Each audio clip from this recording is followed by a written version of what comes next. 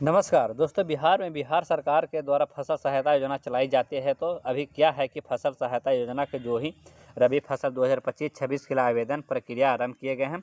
इसमें आपको फ़ायदा क्या होता है कि अगर आप कोई फसल अपने खेतों में लगाए हैं और अगर आप इस फसल की कोई भी मान लीजिए कि आपदा के कारण किसी भी कारण से अगर क्षति होती है तो वैसी स्थिति में आपको 1 हेक्टेयर पर 10,000 मिलता है और अधिकतम 2 हेक्टेयर पर यहाँ पर बेनिफिट आपको मिलता है। मतलब कि कुछ रुपये जो अनुदान में मिलता है। अभी क्या है ना कि आपको फसल नुकसान होने से पहले आवेदन क्या करना होगा, ध्यान रखिएगा। फसल सहायता में जो ही पूरी अपडेट पहले समझाऊंगा, फिर अगर आप फसल सहायता योजना का अगर आपको लाभ लेना है तो कैसे अप्लाई करना है, कौन लोग अप्लाई कर सकते हैं, बेनिफिट कितना मिलेगा, सारी चीज़ें बताई जाएगी। आवेदन कब से कब तक कर सकते हैं तभी जानकारी बताई जाएगी। तो वीडियो को अंत तक देखिएगा, पसंद आए तो इसे लाइक शेयर कीजिएगा, चैनल पर नए हैं तो सब्सक्राइब कर लीजिएगा। ऐसे अपडेट के लिए अभी जो देख पा रहे होंगे कि ऑफिशियल नोटिफिकेशन सहकारिता विभाग के द्वारा जारी किया गया है। इसमें बताया गया है कि बिहार राज्य फसल सहायता योजना के लिए दी गई स्वीकृति योजना के क्रियान्वयन के एवं अनुसरण के हेतु विकास आयुक्त बिहार की अध्यक्षता में कठिन राज्य स्तरीय समन्वय समिति के दिनांक की बैठक की गई थी, जिसमें यह निर्णय लिया गया है कि जो ही फसल में मौसम योजना के क्रियान्वयन तो निम्न रूपेण सूचना किया जाता है। आवेदन में जो भी अवधि यहाँ पे देख लीजिए, जनवरी में 2026 से स्टार्ट किए गए हैं और अलग अलग फसलों के लिए अलग अलग यहाँ पे डेटा लाइन यहाँ पे निर्धारित की गई है। जैसे गेहूं की अगर आप फसल लगाए हुए हैं तो इसका आवेदन करने की अंतिम तिथि है 28 फरवरी 2026 तक है। वही रबी में मकई होता है, उसका अगर आप लगाए हैं तो उसका भी 28 फरवरी तक आवेदन करने की अंतिम तिथि है। चना का 15 फरवरी, मसूर का 15 फरवरी है। रबी जो इसका आवेदन करने की अंतिम तिथि 31 मार्च 2026 है। राइस फसलों के लिए 31 जनवरी 2026 तक है। ईख का 28 फरवरी 2026 तक है। रबी प्याज का 15 फरवरी 2026 तक है। आलू का 31 जनवरी 2026 तक है। वही रबी टमाटर का जो भी 28 फरवरी तक है। बैगन का भी जो यहाँ पे 28 फरवरी। इसके अलावा मिर्चाई इसका 31 मार्च 2026 तक है और गोभी का भी 31 मार्च 2026 तक का आवेदन कर सकते हैं। अब इसमें आवेदन कौन कर सकते हैं, तो इसमें 2 प्रकार के किसान हो सकते हैं। पहला वैसे किसान जो रैयत किसान होते हैं।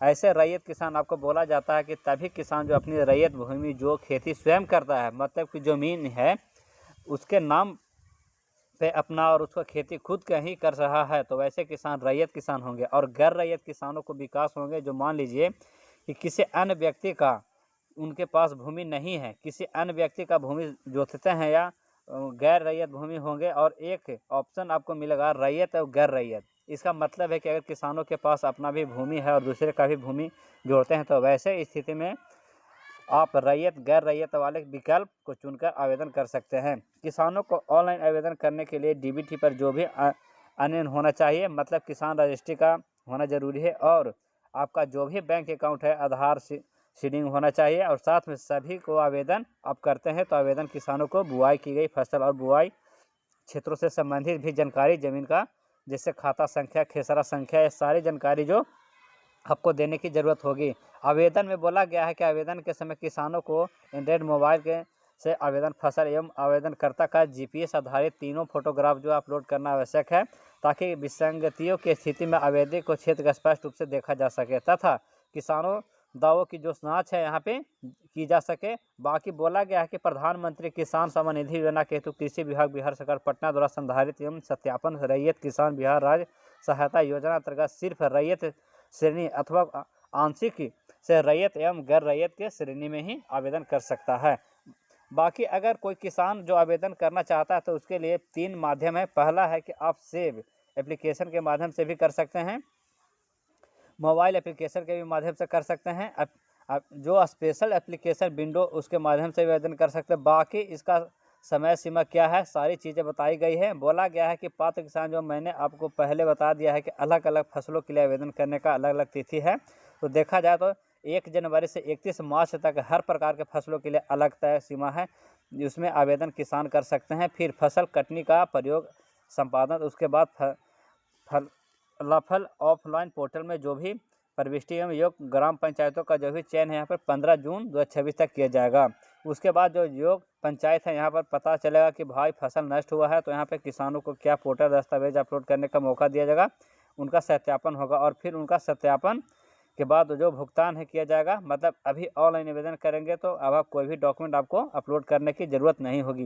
बाकी अगर आपको इसके लिए अप्लाई करना है तो मैंने आपको लिए डिस्क्रिप्शन बॉक्स में लिंक दे दिया, आप लोग डायरेक्ट इस वेबसाइट पर आएंगे और यहाँ पर आपको अपना किसान पंजीकरण संख्या दर्ज कर और सर्च करने वाले विकल्प पर क्लिक करता है तो अब यहाँ पर आपको जानकारी देखने को मिलेगा। आपका जो भी वार्ड है अपना वार्ड चयन करेंगे, बाकी यहाँ पे जानकारी आपको मिलेगी। बाकी देखिए हम आपको बताते हैं कि कैसे ऑनलाइन किया जाता है फॉर्म।